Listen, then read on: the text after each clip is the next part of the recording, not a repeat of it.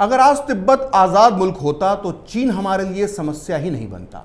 हमारे लिए चीन का खतरा उतना ही बड़ा होता जितना हमें आज ईरान, कजाकिस्तान, मंगोलिया या फिर थाईलैंड से खतरा है। क्योंकि अगर तिब्बत एक आज़ाद मुल्क होता तो चीन से हमारी इतनी बड़ी सीमा नहीं मिलती। भारत और चीन के बीच तिब्बत एक बफर स्टेट यानी ऐसा देश होता जो हमें चीन के खतरे से बचाता। ये बफर स्टेट क्या होता है, इसे समझने के लिए हमें भारत और चीन के बीच मौजूदा तिब्बत के नक्शे को अलग करके देखना होगा, जिसे देखकर आप आसानी से समझ सकते हैं कि चीन और भारत के बीच में तिब्बत एक दीवार की तरह खड़ा हुआ है। तिब्बत अगर आज आज़ाद होता तो क्षेत्रफल के हिसाब से कि दुनिया का 10वां सबसे बड़ा मुल्क होता। अब सवाल उठता है कि क्या इतने बड़े देश को चीन ने सिर्फ एक रात में हड़प लिया होगा। दरअसल ये एक बहुत बड़ी साजिश थी। चीन ने एक पूरी प्लानिंग के साथ तिब्बत को हड़पा और हमारा सबसे बड़ा पड़ोसी बनकर बैठ गया। दरअसल चीन की इस घिनौनी चाल में जाने अनजाने में साथ दिया हमारे देश के प्रधानमंत्री जवाहरलाल नेहरू ने। यह कहना भी गलत नहीं होगा कि चीन को तिब्बत पर कब्जे की राह नेहरू ने ही दिखाई थी। खुद को गुटनिरपेक्ष आंदोलन का मसीहा बताने वाले नेहरू ने न केवल चीन के अत्याचार पर चुप रहे बल्कि वो पीठ पीछे तिब्बत को धोखा भी देते रहे। नेहरू के भक्तों, चमचों और गुलामों को ये बुरा लग सकता है, लेकिन अगर दुनिया के नक्शे से तिब्बत गायब हो गया तो इसके लिए चीन के साथ साथ नेहरू भी उतने ही जिम्मेदार हैं। नेहरू की इस गलती की सजा न केवल तिब्बत ने भुगती बल्कि आज तक भारत की सरहदें भी इसी भूल की वजह से लहूलुहान हो रही हैं। तो आइए शुरू करते हैं तिब्बत और उसके गुनहगारों की कहानी। ये बहुत कम लोग जानते हैं कि जब भारत आज़ाद हुआ था तो उसके काफ़ी पहले से तिब्बत एक आज़ाद मुल्क के तौर पर पहचान बना चुका था। यहाँ तक कि 1947 में नेहरू ने जब दिल्ली में एशियाई देशों का सम्मेलन करवाया था तो उसमें तिब्बत एक अलग मुल्क की हैसियत से इसमें शामिल हुआ था। तिब्बत की अपनी सरहदें थीं, अपनी राजधानी थी, अपनी सरकार थी, अपनी करेंसी, पासपोर्ट और झंडा सब था। लेकिन तिब्बत की किस्मत बदल गई 1 अक्टूबर 1949 को, जब चीन पर माओ की कम्युनिस्ट पार्टी की हुकूमत हो गई। पूरी दुनिया अभी इस घटना को समझ ही रही थी कि नेहरू ने बिना देर किए चीन की कम्युनिस्ट सरकार को मान्यता दे दी। भारत ऐसा करने वाला दुनिया का पहला गैर कम्युनिस्ट देश था। माओ की लाल सेना ने जिस चांग काई शेक की राष्ट्रवादी सरकार का तख्ता पलट किया था, वो चांग काई शेक भारत की आज़ादी के आंदोलन के बहुत बड़े समर्थक थे। लेकिन कितने शर्म की बात है कि नेहरू ने भारत के दोस्त चांग काई शेक का साथ देने के बदले खूनी कम्युनिस्ट तानाशाह माओ का साथ देना पसंद किया, सिर्फ इसलिए क्योंकि नेहरू भी अंदर से कॉमरेड ही थे। दरअसल नेहरू बहुत दिनों से इस इंतजार में बैठे हुए थे कि कब चीन पर कम्युनिस्टों का कब्जा हो और वो उनकी तरफ दोस्ती का हाथ बढ़ाएं। ये बात मैं ऐसे ही नहीं कह रहा, इसका इशारा खुद नेहरू ने विदेश सचिव को लिखे पत्र में कर दिया था। 5 दिसंबर 1948 यानी चीन में माओ की सरकार बनने के करीब 10 महीने पहले नेहरू ने लिखा कि भविष्य में चीन के कम्युनिस्ट हमारे लिए मैत्रीपूर्ण रहेंगे। मेडिकल मिशन भेजने की वजह से चीन के कम्युनिस्ट नेता मेरा काफ़ी सम्मान करते हैं। मैं माओ त्से तुंग को पहले भी कई बार पत्र लिख चुका हूं और हमें इससे भी मदद मिलेगी। तो देखा आपने कॉमरेड नेहरू को कितना भरोसा था अपने चीनी कॉमरेड दोस्तों पर। इस पत्र को पढ़कर ऐसा भी लगता है कि नेहरू अपने खुद के फेवरेट नेता थे, यानी उन्हें खुद अपनी तारीफ करना और सुनना बेहद पसंद था। ऐसे ही नेहरू की तारीफ करने वाले चमचों में से एक थे के.एम. पन्नीकर, जो चीन में भारत के पहले राजदूत थे। नेहरू की तरह ही वामपंथी मानसिकता रखने वाले पन्नीकर ने मई 1950 में माओ से मुलाकात की। इस मुलाकात के बाद उन्होंने नेहरू को एक पत्र लिखा। इस पत्र को पढ़कर आप खुद को हंसने से नहीं रोक पाएंगे। पन्नीकर इस पत्र में माओ की तारीफों के पुलिंदे बांध देते हैं और साथ ही साथ थोड़ा सा मक्खन नेहरू को भी लगा देते हैं। बीजिंग से लिखा गया पन्नीकर का यह ऐतिहासिक पत्र कई किताबों में मौजूद है, लेकिन नेहरू के अंधभक्तों के लिए मैं इस पत्र को खास तौर से नेहरूवादी इतिहासकार रामचंद्र गुहा की इस किताब से पढ़ूंगा। गुहा अपनी किताब भारत गांधी के बाद में पेज नंबर 209 पर लिखते हैं, वो आप बहुत ध्यान से सुनिए। पन्नीकर मई 1950 में माओ से मिले और उनसे बहुत प्रभावित हुए। उन्होंने नेहरू को पत्र में लिखा कि माओ के चेहरे से दोस्ताना व्यवहार और उनकी आंखों से करुणा झलक रही थी। उनकी भाषा से कोई भी क्रूरता नहीं झलक रही थी। मुझे वो सपने देखने वाले दार्शनिक मिजाज के व्यक्ति लगे। माओ ने अपने जीवन में बहुत सारी यातनाएं झेली थीं, फिर भी उनके चेहरे से किसी भी तरह की कटुता क्रूरता या दुख का भाव नहीं झलकता। वो आपकी तरह ही काम करने वाले स्वप्नदर्शी और आदर्शवादी हैं। आप दोनों व्यापक संदर्भों में मानवतावादी कहे जा सकते हैं। रामचंद्र गुहा आगे लिखते हैं, अगर ये बातें गंभीरता से नहीं लिखी जाती तो ये हंसी में उड़ा दी जाती, लेकिन पढ़नीकर भारत के राजदूत थे। उन्होंने जो लिखा, जो महसूस किया, उसका अलग महत्व होने वाला था और वो इतिहास के सबसे निर्मम तानाशाह का चित्रण एक स्वप्निल, नरम, कवि हृदय व्यक्ति के तौर पर कर रहे थे। जैसा कि मौलाना आज़ाद कहते थे कि नेहरू को अपनी तारीफ करने वाले यानी चाटुकार लोग बहुत पसंद थे, लिहाजा उन्होंने पढ़नीकर की बात मानते हुए माओ को मानवतावादी मान लिया। यह और बात है कि क्रूर माओ ने अपने ही देश के 8 करोड़ लोगों की हत्या की थी। खैर, नेहरू को हमेशा से लगता था कि मानवतावादी माओ तिब्बत पर कभी हमला नहीं करेंगे। इसकी 2 वजह थी। पहली ये कि नेहरू स्वयं को विदेश नीति का चाणक्य समझते थे और दूसरा ये कि वो खुद को विश्व इतिहास का जानकार भी मानते थे। उन्होंने ग्लिम्स ऑफ वर्ल्ड हिस्ट्री नाम की किताब भी लिख रखी थी, जिसमें उन्होंने तिब्बत को अलग स्वतंत्र देश माना था। खैर, नेहरू के सामने कोई भी ये कहता कि चीन तिब्बत पर हमला कर देगा तो वो उस इंसान पर भड़क जाते थे और उसकी बेइज्जती करने पर उतारू हो जाते थे। नेहरू कभी ये बर्दाश्त नहीं कर पाते थे कि विदेश नीति और इतिहास पर कोई उन्हें सलाह दे। ये बात मैं नहीं कह रहा, ये बात लिखी है जाने माने लेखक डॉक्टर दिनकर जोशी ने अपनी किताब महामानव सरदार में, जो इस वक्त मेरे हाथ में है। दिनकर जोशी अपनी इस किताब के पेज नंबर 297 पर लिखते हैं कि मंत्रिमंडल की बैठक में कैबिनेट मंत्री NV गाडगिल ने कहा कि चीन तिब्बत पर कब्जा करके भारत के उत्तर पूर्वी प्रदेशों तक आ पहुंचेगा तो हमारे लिए खतरा हो सकता है। NV गाडगिल की बात सुनकर जवाहरलाल नेहरू हंस दिए और बोले कि गाडगिल जी, आप ना तो चीन का इतिहास जानते हैं और ना भारत का भूगोल। आप नहीं जानते कि तिब्बत और भारत के बीच पूरा हिमालय खड़ा हुआ है। नेहरू की इस बात पर गाडगिल चुप हो गए, लेकिन एक और कैबिनेट मंत्री कन्हैयालाल मुंशी ने नेहरू से कहा कि पंडित जी, मैं केवल भूगोल ही नहीं जानता बल्कि इतिहास भी जानता हूं और इतिहास में दर्ज है कि 7वीं सदी में तिब्बतियों ने हिमालय पार कर लिया था। जिस हिमालय को 7वीं सदी में पार कर लिया गया, उसे 20वीं सदी में पार करना मुश्किल नहीं होगा। ये सुनकर नेहरू कन्हैयालाल मुंशी का चेहरा देखने लगे और फिर बात को टालते हुए बोले, नॉनसेंस। नेहरू के भक्त अक्सर उन्हें एक स्वप्न दृष्टा कहते हैं, जो काफ़ी हद तक सही है। नेहरू हमेशा सपने ही देखते थे और इसलिए उन्हें लगता था कि हिमालय के होते हुए चीन कभी भारत पर हमला नहीं करेगा। चीन पर माओ के कब्जे से 3 महीने पहले यानी 9 जुलाई 1949 को नेहरू ने अपने विदेश सचिव को एक पत्र में लिखा, तिब्बत का जो भी भविष्य हो, लेकिन मुझे नहीं लगता कि तिब्बत में होने वाला कोई भी परिवर्तन भारत के लिए सैनिक खतरा बनेगा।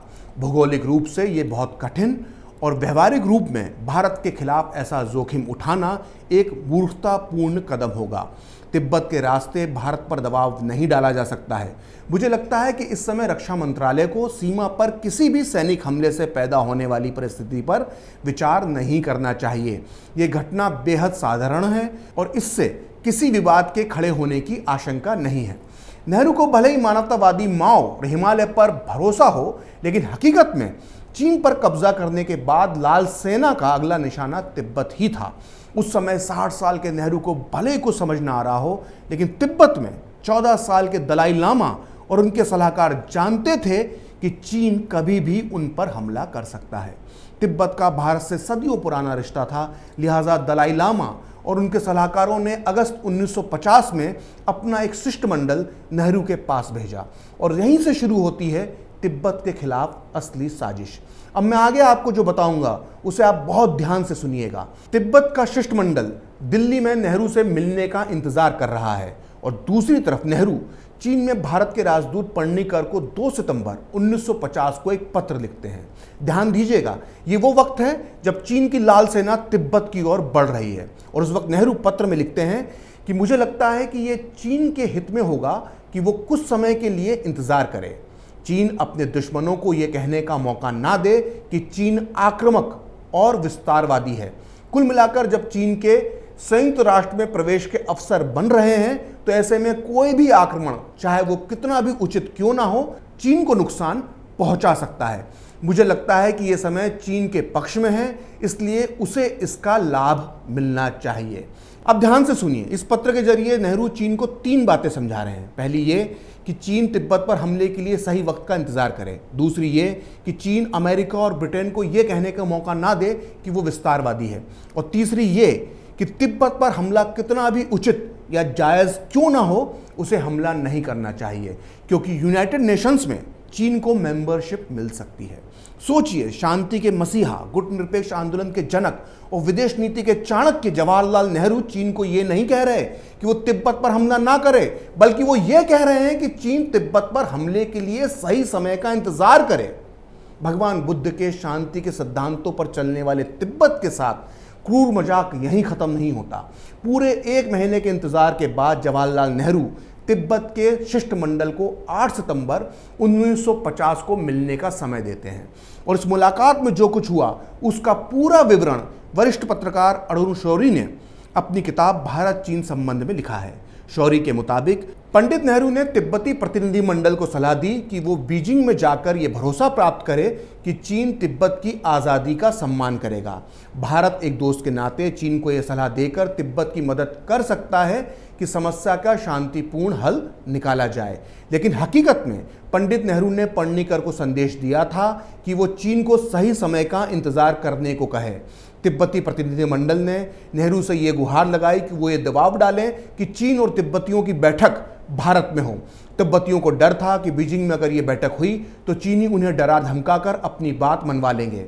इस पर पंडित नेहरू ने तिब्बतियों से कहा, नहीं है, हम ये नहीं कर सकते, क्योंकि अगर हम ऐसा करेंगे तो दबंग कहलाएंगे। लेकिन हम किसी शांतिपूर्ण समझौते में तिब्बत की कूटनीतिक मदद कर सकते हैं। लेकिन याद रहे कि चीन के आक्रमण के संबंध में हम कुछ नहीं कर सकते हैं। यह तिब्बतियों पर निर्भर करता है कि वो युद्ध और शांति में से किसका चुनाव करते हैं। नेहरू से इस मुलाकात के बाद तिब्बती बेहद निराश हुए। सोचिए, नेहरू से मुलाकात के बाद क्या गुजरी होगी तिब्बतियों पर, कितना दुख पहुंचा होगा उन्हें। तिब्बत भगवान बुद्ध के सिद्धांतों पर इस कदर अमल करता था कि उसके पास उस वक्त सिर्फ 8000 की सेना थी और ये सारे सैनिक धार्मिक कार्यक्रमों की व्यवस्था संभालने के काम आते थे। सोचिए, दुनिया के 10वें सबसे बड़े मुल्क के पास सिर्फ 8000 सैनिक थे। वो लाचार देश भारत की तरफ टकटकी लगाकर देख रहा था और हमने अपने बौद्ध भाइयों की मदद से इनकार कर दिया। अपने इस दर्द को दलाई लामा ने अपनी आत्मकथा मेरा देश निकाला में कुछ इस तरह से बयां किया है। जब हमें सैनिक सहायता देने से मना कर दिया गया तो हमें समझ में आ गया कि सैनिक मामलों में हम एकदम अकेले हैं, हमारे साथ कोई नहीं है। दरअसल जो भी समझदार इंसान उस दौर में नेहरू के दिए बयानों और पत्रों को पढ़ेगा तो उसे यह पता चलेगा कि नेहरू की पूरी रुचि चीन को संयुक्त राष्ट्र में एंट्री करवाकर उसे सुरक्षा परिषद का स्थायी सदस्य बनाने में थी। यहाँ तक कि वो चीन को समझाने के लिए खुद का यानी भारत का भी उदाहरण देते थे। वो कहते थे कि चीन को भारत के आत्मसंयम से सीखना चाहिए। भारत भी गोवा को पुर्तगाल और पांडिचेरी को फ्रांस के कब्जे से कभी भी आज़ाद करवा सकता है, लेकिन हम ऐसा नहीं करते क्योंकि हमारे पास इससे भी बड़े मुद्दे हैं। सोचिए, आज़ादी के नायक पंडित नेहरू गोवा और पांडिचेरी को आज़ाद कराने की तुलना तिब्बत पर चीन के कब्जे से करते हैं। ध्यान दीजिए, गोवा और पांडिचेरी में विदेशियों की हुकूमत थी, लेकिन तिब्बत में तिब्बती लोगों का शासन था। फिर भी नेहरू ये तुलना करते हैं और इससे तिब्बत पर उनकी नीयत और सोच का अंदाज़ा लगाया जा सकता है। अगर नेहरू के अंधभक्तों को मेरी बात पर भरोसा नहीं हो रहा है तो उन्हें खुद नेहरू का वो पत्र पढ़ना चाहिए जो उन्होंने 25 अक्टूबर 1950 को चीन में भारत के राजदूत पर्णिकर को लिखा था। इस पत्र में नेहरू लिखते हैं कि मैं तिब्बत के बारे में चीन की भावनाओं को समझता हूँ, फिर भी वो तिब्बत पर हमला करता है तो इससे चीन का नुकसान होगा। चीन के लिए तिब्बत को हराना बेहद आसान है, वो कभी भी तिब्बत पर कब्जा कर सकता है। ऐसे में जब स्थिति चीन के अनुकूल हो तो तिब्बत के खिलाफ सैन्य अभियान की आवश्यकता नजर नहीं आती है। चीन का कोई भी कदम उसके लिए मुश्किल पैदा कर देगा। हम संयुक्त राष्ट्र में चीन के प्रवेश के लिए प्रयास कर रहे हैं, ये हमारी कोशिश को भी बेकार कर देगा। ये चीन के दुश्मनों के हाथ में मौका थमा देगा। सोचिए, चीन के लिए इतनी चिंता तो माओ को भी नहीं होती होगी जितनी हमारी चाचा नेहरू को हो रही थी। सफ़ेद कबूतर उड़ाने वाले नेहरू को हम सभी गुटनिरपेक्ष आंदोलन का जनक और शांति का मसीहा मानते हैं। लेकिन आपको ये जानकर आश्चर्य होगा कि नेहरू अपने मित्र चीन को युद्ध लड़ने के लिए भी उकसाते थे। नेहरू ये नहीं जानते थे कि जिस चीन के अंदर वो युद्ध का राक्षस जगा रहे हैं, वो एक दिन भारत पर भी हमला बोल देगा। दरअसल 1950 में तिब्बत के अलावा चीन कोरिया के युद्ध में भी उलझा हुआ था। इस युद्ध में चीन और सोवियत संघ जहां उत्तर कोरिया की कम्युनिस्ट सेना का समर्थन कर रहे थे, वहीं अमेरिका दक्षिण कोरिया के समर्थन में खड़ा था। अमेरिका की सेना जब तेजी से आगे बढ़ने लगी तो चीन ने धमकी दी कि अगर वो उत्तर कोरिया की सीमा में घुसी तो चीन खुला युद्ध छेड़ देगा। लेकिन ऐसा होने के बाद भी चीन ने अमेरिका पर हमला नहीं किया। इस पर हमारे शांति प्रिय प्रधानमंत्री नेहरू को काफ़ी दुख पहुंचा और उन्होंने ये बयान दिया कि चीन ने अपनी धमकी के हिसाब से कदम नहीं उठाया। अमेरिका और ब्रिटेन सही सोचते हैं कि चीन की धमकी सिर्फ एक झांसा है। मुझे लगता है कि इससे चीन की प्रतिष्ठा को धक्का पहुंचा है। दुनिया को लगता है कि चीन सिर्फ धमकी ही दे सकता है। ये अच्छी बात नहीं है, क्योंकि अगर फिर कभी ऐसा संकट खड़ा होता है तो दुनिया चीन की धमकी को गंभीरता से नहीं लेगी।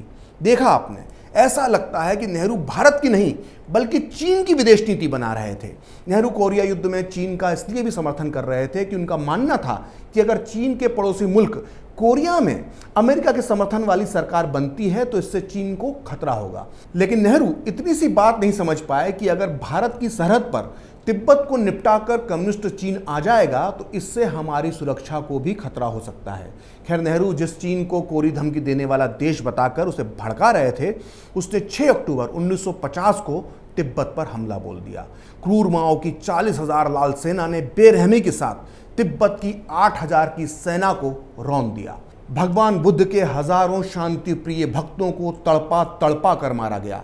जिन्होंने कभी एक चींटी तक नहीं मारी थी, उन लामाओं को तोप से उड़ाकर मारा गया। मानवता के इतिहास में क्रूरता की ऐसी मिसाल कम ही मिलती है। लेकिन सबसे शर्मनाक बात यह है कि उस वक्त हम चुप रहे। महान क्रांतिकारी नेता जयप्रकाश नारायण ने तब नेहरू सरकार की चुप्पी पर कहा था कि यह सही है कि हम चीन को तिब्बत पर हमला करने से रोक नहीं सकते थे, लेकिन हमें इस तरह से चुप रहकर चीन की मदद भी नहीं करनी चाहिए थी। नेहरू चुप रहे और तिब्बत पर चीन का कब्जा हो गया। लेकिन इसके बाद भी तिब्बत की मदद के लिए नेहरू सरकार बहुत कुछ कर सकती थी, क्योंकि तब तक चीन इतना शक्तिशाली नहीं बना था जितना वो 1962 के समय था। लेकिन अफसोस, नेहरू तिब्बतियों की कीमत पर चीन की मदद करते रहे। तिब्बत में चीन के पैर जम जाएं, इसके लिए नेहरू ने क्या क्या किया वो मैं आपको अपने अगले वीडियो में बताऊंगा।